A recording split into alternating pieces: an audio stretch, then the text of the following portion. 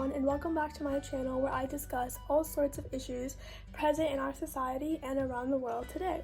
Recently, I just finished reading a book called 1,000 Splendid Suns by Khaled Hosseini, and let me just tell you, it was probably one of the most life-changing books that I have ever read.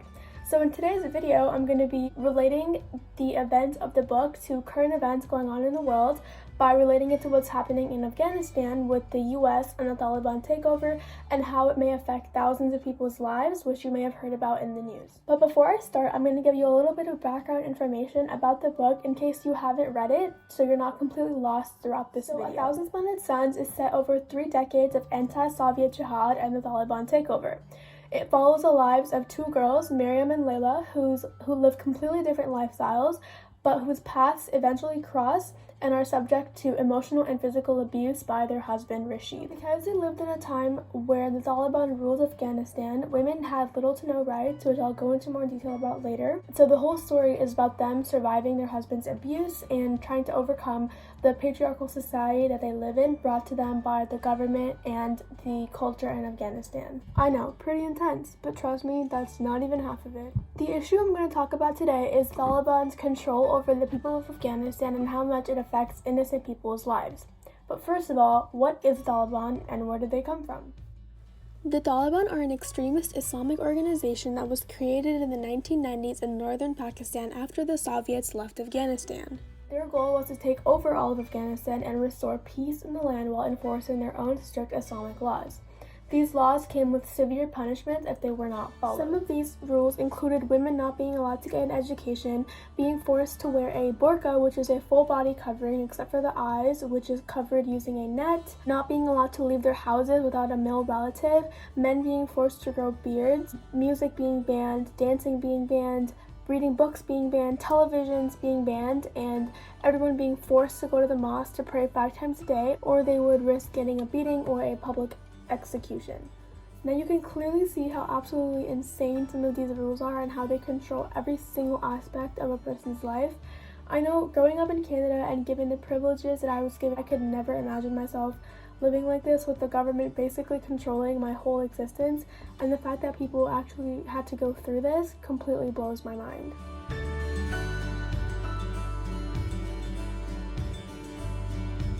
The Taliban's laws obviously impacted the lives of Miriam and Layla significantly because they were forced to live with absolutely no freedom. For example, education was something that was really important to Layla and her family growing up, but because of these rulings, she wasn't able to continue her own education or provide her daughter with any either. Miriam and Layla were both forced to stay inside and be treated as objects by their husband because of the patriarchal society that was brought to them by the Taliban. Another example that showed how the Taliban oppressed the people of Afghanistan is when the movie Titanic came out and it was revealed that people would smuggle in copies from Pakistan just so they could watch the movie. Miriam and Layla obviously did the same, and it was told to us that they would lock all the doors in their house and close the lights just so that they could watch the movie together without getting caught by the government and possibly being beaten to death. They literally were not allowed to watch a world-famous movie, Titanic, which I know a lot of us have probably watched because of the risks. Can you imagine not being able to watch a movie because it would be breaking the law?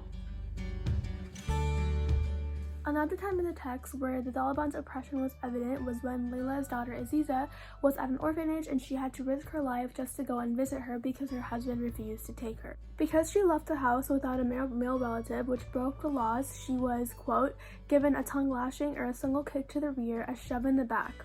Other times, she met with assortments of wooden clubs, fresh tree branches, short whips, slaps, and often fists.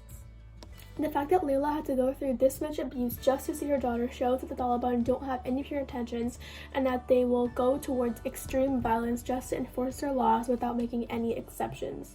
But Layla still risked her life to go see her daughter, which shows her resilience and opposition towards the Taliban's rulings, just as any other woman in Afghanistan. In 2001, the Taliban destroyed the famous Bamiyan Buddhas, which were one of the oldest statues in the world, built in the 6th century.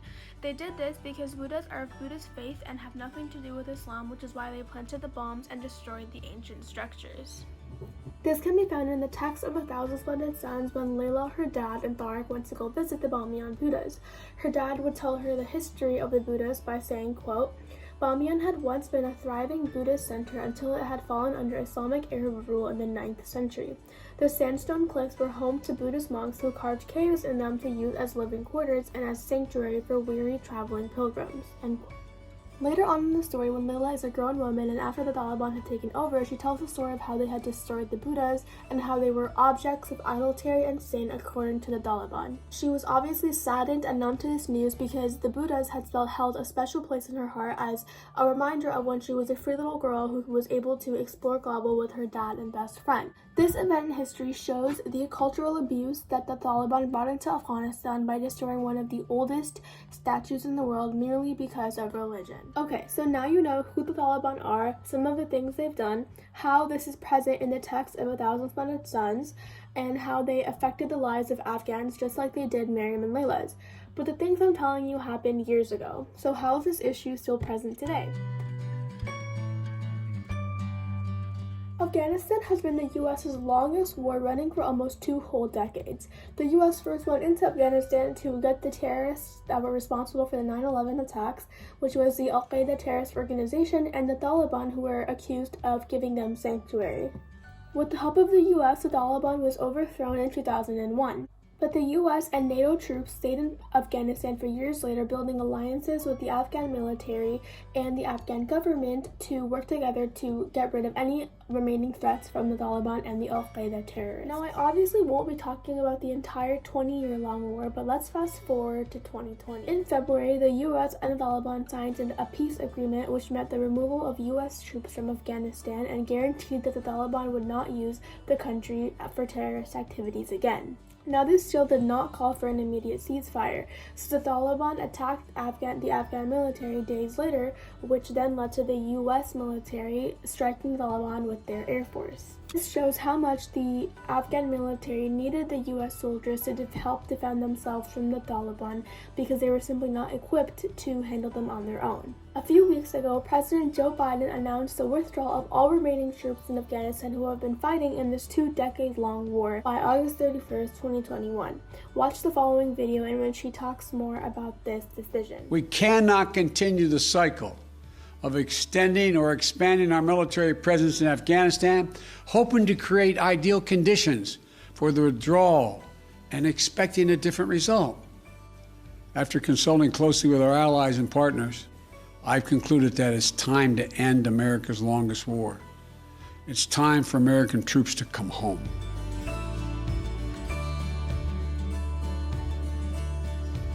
According to the U.S. intelligence community, the government of Afghanistan could collapse as soon as 6 months after the American troop withdrawal.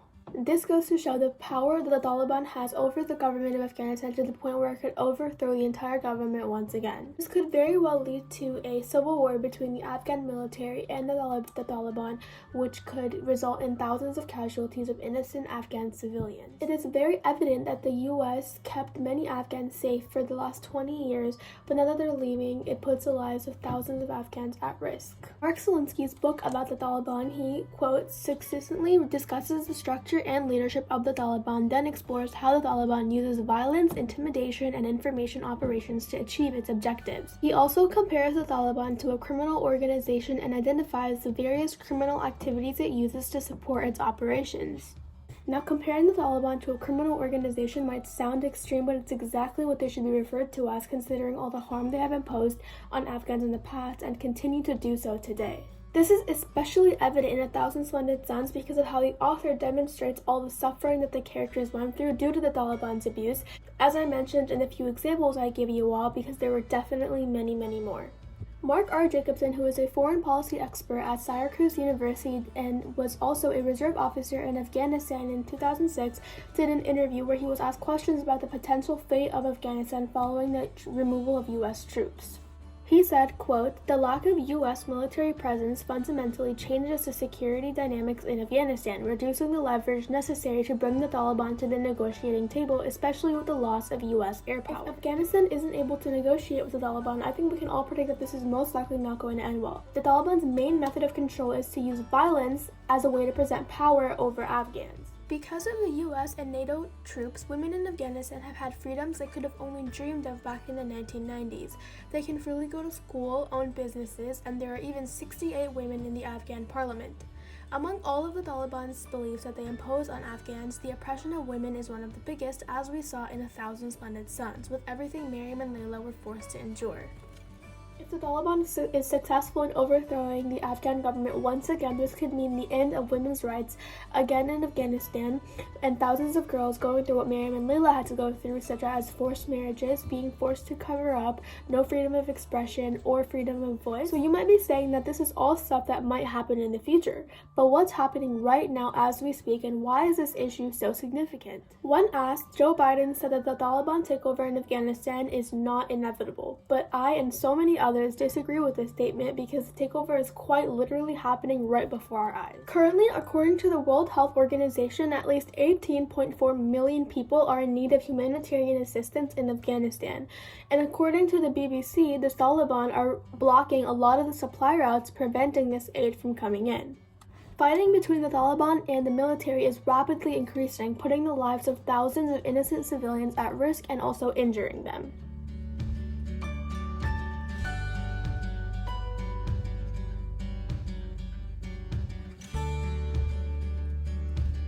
You still don't believe me when I say that the Afghan military cannot defend itself alone from the Taliban. Bill Raggio, who is a senior fellow at the Foundation of Defense of Democracies, closely follows the Taliban's activities. He said, quote, the Taliban has nearly tripled the districts it controls in Afghanistan to 203 out of 407 since the U.S. troops have started departing. Furthermore, according to an article published by the Reuters, the Taliban has already occupied 85% of Afghanistan's territories. This causes major concern for its citizens, considering the Taliban's violent and extremist past in its previous 5-year rule. The fact that all the US troops haven't even left yet and the Taliban is already gaining territory so rapidly goes to show how unequipped they are and how much they need the US and NATO troops' support.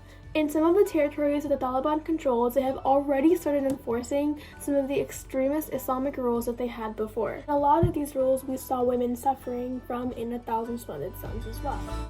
According to reports by Afghan radio stations, women in some territories are not allowed to leave the house without a male relative present, and males are forced to grow beards and go to the mosque 5 times a day, or they risk getting arrested, possibly punished with violence. When talking about extreme women's oppression, a lot of people might say that this stuff happened decades ago and that humanity has taken a step in the right direction when it comes to gender equality because of how recognized it is. And although this might be true for the Western world, we need to recognize that this privilege is something that people in third world countries can only dream of. The Afghan government really had it under control. Why is the Taliban increasing its takeover so rapidly, increasing the number of people who need humanitarian assistance, and putting fear and danger in the civilian population? Okay, so that was a lot to take in. But the main gist of it is that although the Taliban is regaining control and enforcing its rules very slowly, this all points to one very likely possibility that the Afghans will once again face the oppression they did before, especially regarding women's rights. Reading about what Miriam and Layla had to go through in 1,000 Splendid Suns completely broke my heart and left me in awe, but taking the time to learn more about the Taliban made me realize how much of Khaled Hosseini's book is really non-fictional, and how so many people around the world have to face the same exact things that Miriam and Layla went through, and how much of a humanitarian crisis this really is. Thank you all so much for watching this video, and hopefully you learned something new about the current events going around in the world. Make sure you tune in next time to see what world issue I'll be tackling next.